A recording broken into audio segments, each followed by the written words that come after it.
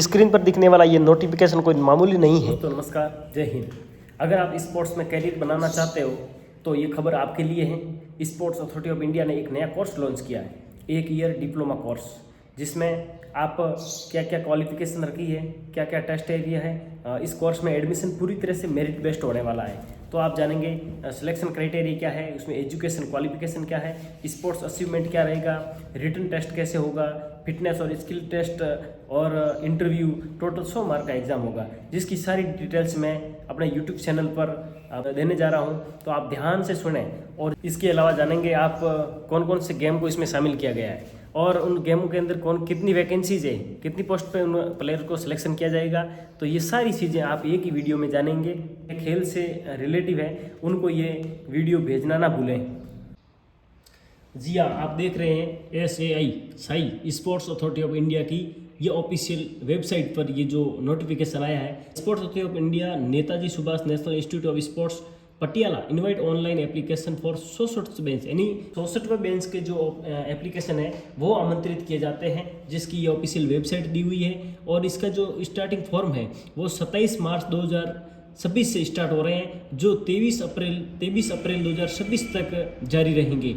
करीबन 1 महीने तक ये फॉर्म भरे जाएंगे। उसके बाद में 2 दिन आपको करेक्शन के लिए विंडो दिया जाएगा, जैसे 24 तारीख और 25 तारीख अप्रैल को 2 दिन का आपको करेक्शन के लिए जो है वो मौका दिया जाएगा। उसके बाद आगे देखेंगे आप, आगे अब दिया हुआ है sports discipline and courses seat vacancies, यानी कौन से खेल में कितनी सीटें दी हुई है। तो आप देखेंगे आर्चरी के अंदर वैकेंसीज है वो 30 सीटों की है, एथलेटिक्स के अंदर है 75, बैडमिंटन में 20, बास्केटबॉल में 30, बॉक्सिंग के अंदर 50 सीटें हैं, कैनोइंग एंड काइंग में 15 सीटें, साइकिलिंग में 30 सीटें हैं, फेंसिंग में 30 सीटें हैं, फुटबॉल के अंदर 50 सीटें हैं, जिम्नास्टिक में 20 सीटें, हैंडबॉल में 20, हॉकी में 50 सीटें और जूडो के अंदर 30 सीट। इसके अलावा आप देखेंगे मोस्ट इंपॉर्टेंट जो अपन बात करेंगे वो है कबड्डी की, और कबड्डी के अंदर है वो 30 सीटें हैं, 30 सीटें हैं। खो खो के अंदर 20 सीट है, रोविंग के अंदर 10 सीट है, शूटिंग के 20 सीट है, स्विमिंग में 20 सीट है, टेबल टेनिस के अंदर 40 सीटें हैं, ताइक्वांडो के अंदर है 20 सीट, टेनिस में भी 20 सीट है, वॉलीबॉल के अंदर 30 सीट है, वेट लिफ्टिंग में 30 सीट है, रेसलिंग में 50 सीट है, वुशु के अंदर 25 सीट है और योगासन में 20 सीट है। ये इतनी जो सीटें अलग अलग गेम के लिए आपको बता रखी है। एप्लीकेशन प्रोड्यूसर, इसके बारे में आप देखेंगे। योग्य उम्मीदवार, जो इसको मैं आपको हिंदी में बताना चाह रहा हूँ, इसमें इंग्लिश में लिखा हुआ है। Eligible candidates desires to seek admission to diploma course in sports coaching should apply online on the registration portal on or before the last date prescribed in the notification। यानी कि योग्य उम्मीदवार जो इस कोर्स में प्रवेश लेना चाहते हैं उन्हें अंतिम तिथि से पहले ऑनलाइन पोर्टल पर आवेदन करना होगा। दूसरा दिया हुआ है, हम देखेंगे, यानी कि पैरा स्पोर्ट्स एथलेटिक्स जैसे para athletics, para badminton, para shooting, swimming, archery और पैरा टेबल टेनिस भी आवेदन कर सकते हैं। और इनके लिए पात्रता मानदंड है वो अलग से निर्धारित, जो हमें पॉइंट नंबर 10 में देखेंगे। तीसरा दिया हुआ, और यानी कि आवेदन भरने और फीस जमा करने से जुड़ी सभी जानकारी रजिस्ट्रेशन पोर्टल पर उपलब्ध है। किसी भी समस्या से हेल्पलाइन नंबर पर आप संपर्क कर सकते हैं। इससे आगे देखेंगे आप पॉइंट नंबर 4, योग्य उम्मीदवारों को उनके दस्तावेजों के आधार पर ऑनलाइन प्रवेश परीक्षा के लिए बुलाया जाएगा। और 5वां जो पॉइंट दिया हुआ है वो इसमें ये कह रहा है कि चयनित उम्मीदवारों को कोर्स ज्वाइन करते समय सभी मूल प्रमाण पत्र सत्यापन के लिए लेकर के आना है। इसके अलावा दिया गया है indicative list of cities for the online exhibition और एडमिशन इन डिप्लोमा कोर्स, यानी इस कोर्स में एडमिशन लेने के लिए पहले आपको एक टेस्ट देना होगा और वो टेस्ट है ये इन सिटी के अंदर आयोजित किया जाएगा। सबसे पहले हम देखेंगे इंटरनेशनल लोकेशन, भारत के बाहर भी ये कोर्स होता है क्या? जी हाँ, नेपाल और श्रीलंका में इस कोर्स की अनुमति है और वहाँ से लोग वे भी एग्जाम दे सकते हैं। इसके अलावा भारत के अंदर जो बड़ी बड़ी सिटी है वहाँ पर ये एग्जाम है वो कंडक्ट किया जाएगा, जिसको आप देखेंगे कौन कौन सी सिटी है। आपको देख रहा है स्क्रीन पर अहमदाबाद, अंबाला, बेंगलोर, भोपाल, चंडीगढ़, चेन्नई, कोयम्बतूर, फरीदाबाद, गुरुग्राम, गुवाहाटी, हैदराबाद, इम्फाल, जयपुर, जम्मू, जोधपुर, कोची, कोलकाता, कोझिकोड, लखनऊ, मुंबई, नागपुर, न्यू दिल्ली, नोएडा, पटना, पुणे, रायपुर, तिरुवनंतपुरम, वाराणसी और विशाखापट्टनम, ये जो सिटीज़ है 29, भारत के अंदर 29 सिटी है, 29 सिटी, वहाँ ये एग्जाम कंडक्ट किया जाएगा इस डिप्लोमा कोर्स के लिए। और 2 जो है वो इंटरनेशनल लोकेशन है, नेपाल और श्रीलंका। इसके बाद में आप देखेंगे यानी कि ये जो कैटेगरी है इसमें सीधा प्रवेश होगा, केवल न्यूनतम जो योग्यता है वो 12वीं पास है, और इसमें है वो ए कैटेगरी मानी है। यानी इन्होंने एडमिशन के लिए 3 कैटेगरी मानी है और उन 3 कैटेगरी में अलग अलग जो है वो पोजीशन रखी है। तो कैटेगरी ए है उसमें तो सीधा प्रवेश होगा, और सीधे प्रवेश में केवल ये चाहिए कि वो व्यक्ति है वो 12वीं पास होना चाहिए। ये है एजुकेशनल क्वालिफिकेशन। और जो स्पोर्ट्स क्वालिफिकेशन है वो ये है कि वो व्यक्ति पहले में दिया हुआ है ओलंपिक के अंदर मेडल विजेता होना चाहिए या उसमें भागीदारी होनी चाहिए। इसके अलावा वो सीनियर वर्ल्ड चैंपियनशिप में मेडल विजेता हो या उसमें भागीदारी या पार्टिसिपेट किया हो, सीनियर ग्रैंड स्लैम या वर्ल्ड कप जैसे फीफा के जो समकक्ष होते हैं उसमें अगर मेडल जीता हो, सीनियर वर्ल्ड ग्रैंड प्राइज और वर्ल्ड कप जो फीफा के समकक्ष नहीं भी है उनमें भी अगर वो मेडल विजेता है या पार्टिसिपेशन है वो भी है। वो इसमें सीनियर कॉमनवेल्थ गेम्स है, कॉमनवेल्थ चैंपियनशिप है, यूनिवर्सिटी गेम्स है, एशियन लेवल कप है, एशिया लेवल कप कोई भी हो, वर्ल्ड चैंपियनशिप यूथ जूनियर की हो, ओलंपिक गेम्स यूथ का हो, यूथ के एशियन गेम्स हो, यूथ की कोई चैंपियनशिप हो और यूथ का वर्ल्ड कप कोई हो। इसके अलावा कैडेट जो वर्ल्ड चैंपियनशिप है इसमें अगर वो कोई व्यक्ति मेडल विनर है वो भी है वो इसमें सीधा प्रवेश ले सकता है। उसके बाद में दिया हुआ है नोट्स। ये इंपॉर्टेंट बातें हैं जो यहाँ लिखी हुई है तो इसको आपको ध्यान से सुनना है। इसमें पहले पॉइंट में लिखा हुआ है during the admission process candidate selected under category A as per merit list are exempted from appearing in the online admission test and online offline physical interview subject to clear pass the medical examination general fitness and sport skill test. यानी कि प्रवेश प्रक्रिया के दौरान श्रेणी ए में जो merit list बनेगी उसमें जो सीधा एडमिशन हो रहा है तो उनके लिए एग्जाम वगैरह नहीं होगा और फिजिकल से भी छूट दी जाएगी, लेकिन मेडिकल जांच जरूरी है। सामान्य फिटनेस और खेल का जो कौशल परीक्षण होगा वो पास करना होगा। और दूसरे में दिया हुआ है कि आवेदन भरने की प्रक्रिया वो श्रेणी ए के लिए भी अन्य श्रेणियों की तरह ही रहेगी, आवेदन भरने की जो प्रक्रिया वो सेम रहेगी। तीसरा दिया खेल में जो घोषित सीट है उसके अलावा श्रेणी ए के उम्मीदवारों के लिए अतिरिक्त 4 सीटें दी जाएगी, 2 पुरुष के लिए 2 महिलाओं के लिए। ये श्रेणी ए के लिए। और किसी एक खेल में प्रतिलिंग 2 से अधिक उम्मीदवार होते हैं तो चयन मेरिट लिस्ट के आधार पर किया जाएगा।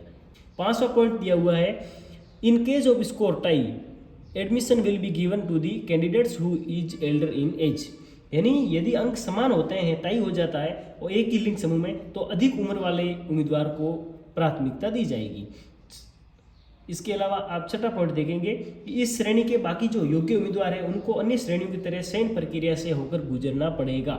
और 7वें पॉइंट में ये लिखा हुआ इंग्लिश में, मैं आपको हिंदी में समझा देता हूँ कि यदि किसी खेल के अंदर उम्मीदवार उपलब्ध नहीं होते हैं और सीटें खाली रह जाती है तो वह सीट दूसरे खेल में स्थानांतरित की जा सकती है, जो दूसरे खेल है उसके अंदर स्थानांतरित की जा सकती है। इसका अंतिम निर्णय एक समिति द्वारा लिया जाएगा जिसकी अध्यक्षता senior executive director NS Patiala करेंगे। तो ये था मुख्य जो 7 अब जो नियम आ गए। अब कैटेगरी बी की बात करेंगे। कैटेगरी बी की जो न्यूनतम योग्यता है वो ग्रेजुएशन है। ए में तो केवल 12वीं पास होना जरूरी है, बी के अंदर ग्रेजुएशन होना जरूरी है। ये तो है एजुकेशनल क्वालिफिकेशन। इसके अलावा मिनिमम स्पोर्ट अचीवमेंट क्या है, यहाँ होना चाहिए participation in major international recognized competition other than mentioned in category A. मतलब किसी भी मान्यता प्राप्त प्रमुख अंतर्राष्ट्रीय प्रतियोगिता में भागीदारी होनी जरूरी है जो श्रेणी ए में शामिल नहीं है। दूसरा, निम्न में से किसी एक में भागीदारी होनी चाहिए, या तो वो मान्यता प्राप्त सीनियर नेशनल चैंपियनशिप खेला हो, खेलो इंडिया यूनिवर्सिटी गेम्स खेला हो और all India inter university games खेला हो। ये था। और तीसरे नंबर बात हुई निम्न में से किसी 2 में बार भागीदारी, यानी यहाँ 2 जूनियर और यूथ नेशनल चैंपियनशिप अगर वो व्यक्ति 2 बार खेला हो, inter services, inter railway championship, all India police games में अगर वो 2 बार खेल गया हो, भागीदारी की हो, और खेलो इंडिया यूथ गेम्स या खेलो इंडिया स्कूल गेम्स में अगर वो 2 बार पार्टिसिपेट है तो वो कैटेगरी बी के तहत आवेदन कर सकता है।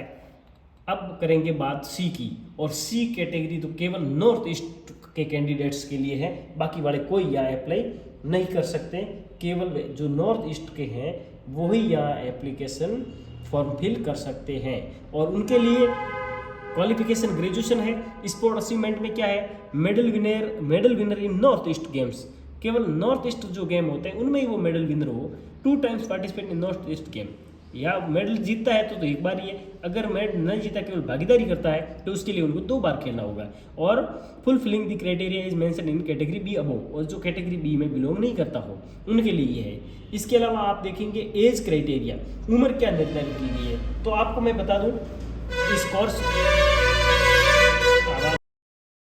इस कोर्स के लिए जो उम्र है वो 21 साल से लेकर 45 साल तक के जो व्यक्ति है, जो कैंडिडेट है, वो फॉर्म फिल कर सकते हैं। इसके अलावा 5 साल की छूट दी गई है, वो केवल 3-4 कैटेगरी में, जैसे एक तो वो व्यक्ति ओलंपिक मेडल विजेता हो या सीनियर वर्ल्ड वगैरह चैंपियनशिप हो, एशियन गेम्स हो, सीनियर एशियन चैंपियनशिप और कॉमनवेल्थ गेम्स हो, सीनियर कॉमनवेल्थ चैंपियनशिप, इनमें वो खेला हुआ वो बंदा या मेडल विनर हो, तो उनको 5 वर्ष एक्स्ट्रा यानी 21 से 45 या वो 50 उम्र तक है वो फॉर्म भरवा सकता है। इसके अलावा कोई व्यक्ति SC से बिलोंग करता हो, ST से बिलोंग करता हो या OBC से बिलोंग करता हो, तो वो भी है वो 5 वर्ष की छूट पा सकता है। इसके अलावा in service and ex service candidates from armed force in India, Bharat की जो सैनिक सेवाएं हैं उनमें वो अगर सेवाएं दे रहा है या उन सेवाओं से मुक्त हो चुका है, सेवाएं पूरी हो चुकी है, वो व्यक्ति भी है वो 5 साल की छूट पा सकता है। ये था एज क्राइटेरिया। इसके अलावा हम देखेंगे allotment of marks for admission criteria. In admission criteria होता है उनके लिए कौन कौन से जो मार्क है, तो सबसे पहले देखेंगे एजुकेशनल क्वालिफिकेशन है जो भी, उसके आधार पर उनको 5 नंबर मिलेंगे। स्पोर्ट्स के जो भी अचीवमेंट है उनके आधार पर उनको 20 नंबर मिलेंगे। ऑनलाइन ऑफलाइन जो फिजिकल इंटरव्यू होता है उनके लिए 10 नंबर मिलेंगे। स्पेशलाइज्ड स्पोर्ट्स थ्योरी का टेस्ट होगा उनके लिए 20 नंबर फिक्स है। जनरल नॉलेज थ्योरी टेस्ट होगा MCQ दोनों, वो भी है वो 5 नंबर का होगा। लॉजिकल रीजनिंग और कोचिंग एप्टीट्यूड के है वो 5 नंबर है। लैंग्वेज एंड कम्युनिकेशन के 5 नंबर के MCQ हो गए और बेसिक कंप्यूटर नॉलेज के भी 5 नंबर है। जनरल फिटनेस टेस्ट होगा एक, उनमें भी 5 नंबर रखे गए हैं और स्पेशलाइज्ड स्पोर्ट्स स्किल टेस्ट होगा वो है वो 20 नंबर का होगा। तो ये आपको जो दिया गया था टोटल मार्क्स, ये 100 नंबर का पेपर होगा। टोटल जो एग्जाम है वो 100 नंबर का होगा। विशेष जो बात दी गई है वो ये है कि इनके लिए TADA नहीं मिलेगा। उम्मीदवारों को इंटरव्यू, फिटनेस और स्किल टेस्ट के लिए 1:3 अनुपात में शॉर्टलिस्टेड किया जाएगा, यानी सीट से 3 गुना ज़्यादा उम्मीदवारों को पास किया जाएगा। उदाहरण, अगर किसी खेल जैसे आर्चरी में 30 सीटें हैं तो टॉप 90 उम्मीदवार अगले चरण के लिए चुने जाएंगे। अब आपको बता दूं, जो एजुकेशनल क्वालिफिकेशन 5 नंबर के थे उनमें भी है वो अलग अलग कैटेगरी दी हुई है। अगर किसी ने 6 वीक का जो सर्टिफिकेट कोर्स है वो कर रखा है तो उनको ग्रेड A के तहत 2 नंबर दिए जाएंगे। ग्रेड B से अगर वो पास हुआ है तो 1.5 नंबर, और ग्रेड C से अगर उसने वो सर्टिफिकेट कोर्स पास किया है तो केवल 1 नंबर मिलेगा। उसके अलावा आपने कोई BPED कर रखी है या post graduation in any subject other than physical education, तो उनको है वो 3 नंबर मिलेंगे। अगर MPED कर रखी है तो उनको 4 नंबर मिलेंगे, और MPhil या PhD इन फिजिकल एजुकेशन या स्पोर्ट्स में कर रखी है तो उनको 5 नंबर मिलेंगे इसके क्वालिफिकेशन के। ये था एजुकेशनल क्वालिफिकेशन। अब है स्पोर्ट्स मार्क है जो अचीवमेंट है उनका जो क्या क्राइटेरिया है या कितने क्या नंबर है, विभाजन है, तो वो भी अपन, अगर कोई ओलंपिक मेडल विनर है तो उनको 20 नंबर मिलेंगे, टोटल 20 में से 20 मिलेंगे। और अगर उसने भाग लिया है, केवल पार्टिसिपेट किया है, तो उनको 18 नंबर मिलेंगे। अगर सीनियर नेशनल के अंदर, वर्ल्ड चैंपियंस के अंदर और वर्ल्ड चैंपियंस के अलावा सीनियर ग्रैंड स्लैम और वर्ल्ड कप वगैरह इनमें अगर उन्होंने मेडल जीता है तो 16 नंबर मिलेंगे, और उसमें अगर भाग लिया है तो 14 नंबर मिलेंगे। नेशनल गेम्स वगैरह उनमें है तो वो 10 नंबर मिलेंगे, जैसा आप देख सकते हैं। इसके अलावा आप देखेंगे syllabus for online admission test. Online admission test के लिए कौन कौन सा सिलेबस रहेगा जो हम देखेंगे। स्पेशलाइज्ड स्पोर्ट थ्योरी का टेस्ट होगा, बेसिक टर्मिनोलॉजी होगी, ऑब्जर्वेशन होगा, टेक्निकल रूल्स होंगे, specification of play field and मैदान, कोर्ट, एरिना, जो भी उनको खेल के मैदान को अलग अलग नाम से बोलते हैं, उनके बारे में जानकारी होना जरूरी है। इक्विपमेंट एंड कंपटीशन फॉर्मेट और उसकी जो क्या क्या इक्विपमेंट रहते हैं उनके बारे में जानकारी होना जरूरी है। दूसरा पॉइंट है जनरल नॉलेज, सामान्य ज्ञान, कौन कौन सा करंट अफेयर्स होना जरूरी है। Basic sports awareness at national और इंटरनेशनल लेवल का जो गेम्स होता है, अवार्ड्स होते हैं, उसका जो बेसिक नॉलेज है वो अपने पास होना जरूरी है। Rural sports in the country and sports promotional schemes, Bharat में ग्रामीण खेल के अंदर कौन कौन से खेल शामिल है और उसको किस तरह आप प्रमोट कर सकते हैं, उनकी क्या क्या सरकार स्कीम चला रही है, उनके बारे में आपको ज्ञान रखना जरूरी है। लॉजिकल रीजनिंग और कोचिंग एप्टीट्यूड, आप कोचिंग किस तरह दे सकते हैं, और रीजनिंग का जो पार्ट्स है वो भी इसमें शामिल है, जैसे कि न्यूमेरिकल तार्किक होता है, रिलेशनशिप संबंध वाला होता है, सीक्वेंशियल होता है, डायग्रामेटिक्स होता है, reasoning pattern of intermediate standard का, और फॉल्ट फाइंडिंग है, उसमें गलती निकालना, रीडिंग, ये जो रहे रीजनिंग का पॉइंट है पूरे। Problem solving and analytical aptitude, ये सब रीजनिंग के पार्ट हैं। इसके अलावा आता है लैंग्वेज एंड कम्युनिकेशन टेस्ट, भाषा और संपर्क का टेस्ट होगा, उसमें ग्रामर होगी, comprehensive, synonyms, antonyms of matric and standard in English, पर्यायवाची शब्द वगैरह होते हैं ना, विलोम शब्द वगैरह, और ये जो है लैंग्वेज और कम्युनिकेशन टेस्ट में। और चौथा जो है बेसिक कंप्यूटर नॉलेज, इसमें basic knowledge of Microsoft office का और एक्सेल का, terminology of computer and internet, ये बहुत सामान्य जो नॉलेज है वो रखा गया है इसमें। इसके अलावा आती है जनरल फिटनेस और स्पोर्ट्स स्किल टेस्ट। इसमें candidate shall be required to undergo the general fitness test 5 marks and sports specific skill test 20 marks. यानी जो जनरल सामान्य फिटनेस टेस्ट होता है जो सब हर गेम के लिए होता है उनको, वो 5 मार्क्स है, और एक स्पेसिफिक होता है वो प्रत्येक गेम के लिए अलग अलग होता है, कबड्डी में अलग होगा, खो खो में अलग होगा, तो वो 20 मार्क्स का है, तो उसमें भी अपन देखेंगे। और इसके अलावा वो आगे देखेंगे अपन सारणी में पूरा। इसके अलावा दिया हुआ है evolution criteria for para sports athletics diploma in sports coaching, ये पैरा गेम होते हैं उनके लिए जो दिया हुआ है वो पूरा है। और इसमें भी दिया हुआ पैरा एथलेटिक्स है वो साई पटियाला के अंदर होगा, sports authority of India centre Patiala. और पैरा बैडमिंटन का जो होगा वो होगा बेंगलुरु के अंदर, sports authority of India south centre Bengaluru. और पैरा आर्चरी का जो होगा ओपन कैटेगरी के अंदर वो होगा साई कोलकाता के अंदर। इसके बाद में हम देखेंगे eligibility criteria for category A direct admission, यानी कैटेगरी ए के जो व्यक्ति है उनका डायरेक्ट एडमिशन होगा। उनको केवल क्या करना है, उनको फिटनेस टेस्ट पास करना है, मेडिकल सर्टिफिकेट पास करना है, बाकी ऑनलाइन ऑफलाइन एग्जाम उनके लिए नहीं होगा, केवल स्पोर्ट्स अचीवमेंट के आधार पर उनको दिया जाएगा।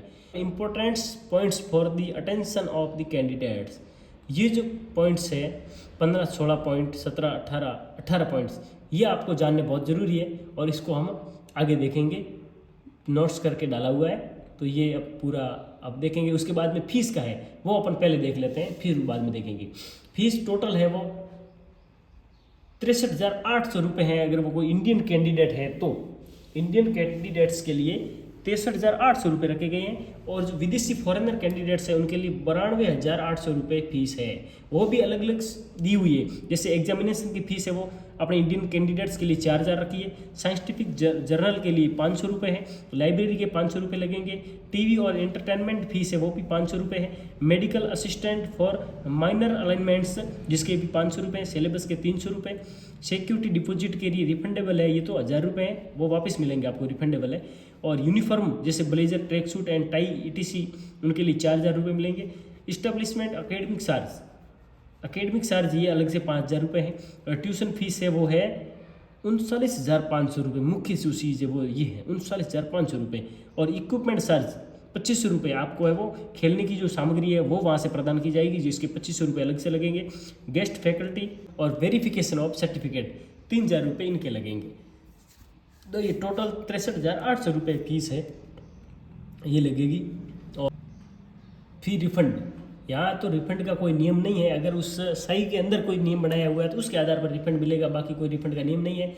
और रिटर्न जो एग्जाम होने की जो संभावित तारीख बताई गई है वो 31 मई 2026 रविवार के दिन, और वो सेंटर आपको मैंने पहले से बता दिए हैं। अपने राजस्थान के अंदर भी 2 सेंटर है, एक जयपुर में और एक जोधपुर में, और इंटरनेशनल सेंटर थे वो नेपाल और श्रीलंका है, बाकी अलग अलग सिटियाँ हैं, 29 सिटीज़ है वो मैंने आपको बता दी है।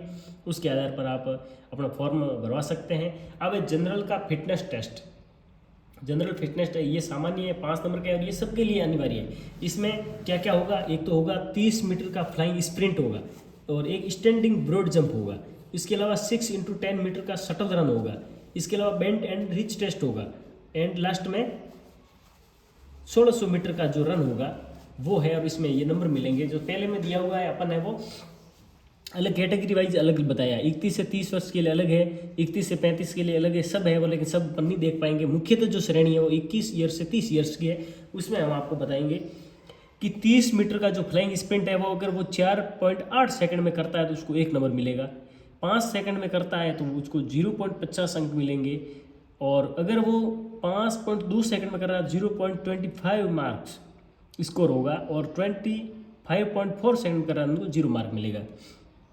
इसके अलावा आता है स्टैंडिंग ब्रॉड जंप, इसमें 1.6 मीटर अगर वो ब्रॉड जंप स्टैंडिंग खड़ा वो अगर वो इतने लंबाई पे कूदता है तो उसको पूरा 1 मार्क मिलेगा। और 1600 मीटर की जो रनिंग है वो अगर वो 7.5 मिनट में कवर करता है तो 1 नंबर मिलेगा, अगर वो 8 मिनट में कवर कर रहा है तो 0.50 का स्कोर होगा, अगर वो 8.5 मिनट में कवर कर रहा है तो वो 0.25 स्कोर होगा, और अगर वो 9 मिनट में पार कर रहा है या उससे ज़्यादा में पार कर रहा है तो उसको केवल है वो 0 मिलेगा, आर्यभट्ट का 0 मिलेगा।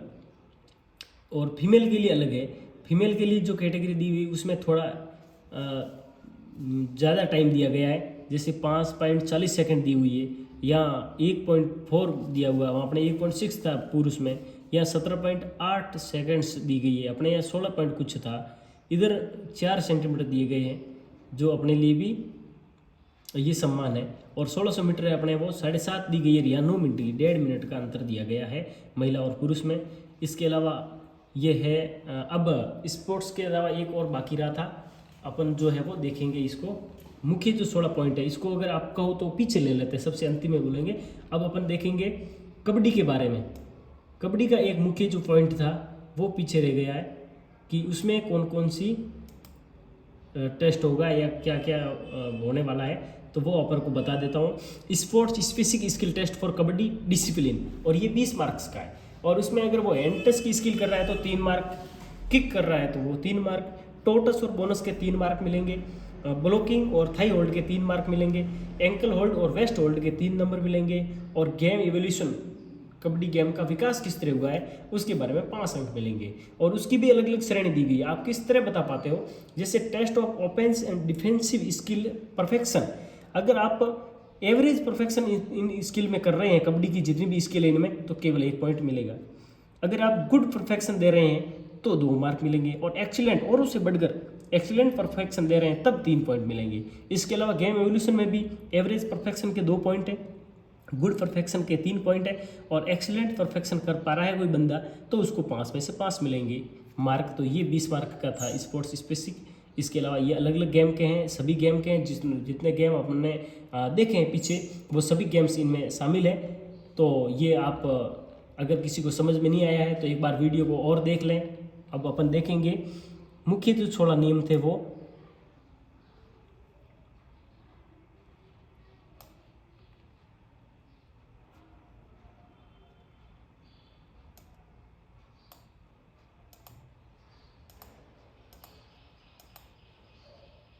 हाँ, ये है मुख्य जो 16 नियम है, 17-18 नियम है। Important points for the attention of the candidates, इसमें जो दिया हुआ है 16 पॉइंट वो आप ध्यान से सुन लें कि उम्मीदवारों को आवेदन करने से पहले पात्रता ध्यान से पढ़नी चाहिए। जो जो ये चीज़ें इसमें दी हुई है उसको ध्यान से पढ़ने से पहले आपको आवेदन नहीं करना, पहले उसको पढ़ना है, उसके बाद आवेदन करना है। अगर उम्मीदवार पात्र नहीं है और फिर भी वो आवेदन करता है तो उसका आवेदन है वो रद्द कर दिया जाएगा। ये स्पष्ट एंड क्लियर लिखा हुआ है। उसके बाद में आवेदन करते समय सही कैटेगरी का चयन करना है, बाद में उसमें कोई बदलाव नहीं होगा। इसके अलावा आवेदन में दी गई जानकारी बदलने की अनुमति नहीं होगी, इसीलिए सही जानकारी भरें। 500 पॉइंट है कि प्रवेश तभी फाइनल होगा जब मेडिकल फिटनेस और सही दस्तावेज है वो पाए गए हो। 6वां पॉइंट है कि अगर कोई गलत जानकारी या फर्जी दस्तावेज पाए गए तो उम्मीदवार को कोर्स से निकाल दिया जाएगा और उसके ऊपर कानूनी कार्रवाई भी की जाएगी। 7वां पॉइंट है आवेदन में दिखाया गया नाम और फोटो जो है वो एक जैसे होने चाहिए, वरना परीक्षा में समस्या हो सकती है। और 8वां पॉइंट है कि अगर किसी कारण से परीक्षाएं रद्द होती है, कि प्राकृतिक आपदा हो या कुछ और रीजन हो, तो वो वापस किसी भी समय में ली जा सकती है। और 9वां पॉइंट ये है कि मेरिट लिस्ट है वो उम्मीदवार के मार्क्स और स्पोर्ट्स अचीवमेंट के आधार पर ही बनेगी। उसके बाद में चयन प्रक्रिया में लिखित परीक्षा, इंटरव्यू और स्पोर्ट्स स्किल टेस्ट शामिल हो सकते हैं। परीक्षा साई सेंटर जैसे साई सेंटर बेंगलुरु वहाँ होगी। उसके अलावा सभी अपडेट्स है वो साई की साइट्स पर मिलेंगे। और उम्मीदवार की शैक्षणिक योग्यता के सभी मूल प्रमाण पत्र है वो एडमिशन के समय दिखाने जरूरी होंगे। साथ ही अपने राज्य के सक्षम अधिकारी द्वारा डोमिनाइज निवास जो होता है मूल निवास प्रमाण पत्र वो वहाँ दिखाना जरूरी है। इसके अलावा अगर कोई उम्मीदवार 20 में अगर कोर्स छोड़ देता है वो कोर्स को, तो उसे इंस्टीट्यूट को भुगतान करना होगा। और आमतौर पर ये राशि पैन इंडिया बेसिस पर तय की जाती है। कि साई को ये अधिकार है कि वह किसी भी खेल डिसिप्लिन को रद्द कर सकता है या वो बदल सकता है। अगर पर्याप्त रेस्पॉन्स नहीं मिलता है, चाहे उसमें कोई प्रशासनिक कारण भी हो सकता है, हर खेल में एडमिशन के लिए कम से कम 30% सीटें जो होती है वो भरना जरूरी है।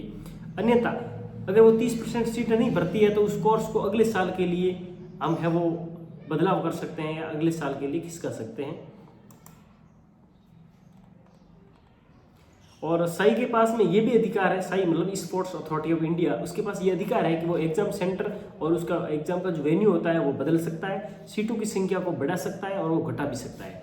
अगर कोई उम्मीदवार पहले से सस्पेंड या डिबार है तो वह कोर्स के लिए आवेदन नहीं कर सकता। अगर बाद में उसका पता चला तो उसका तुरंत एडमिशन है वो रद्द कर दिया जाएगा।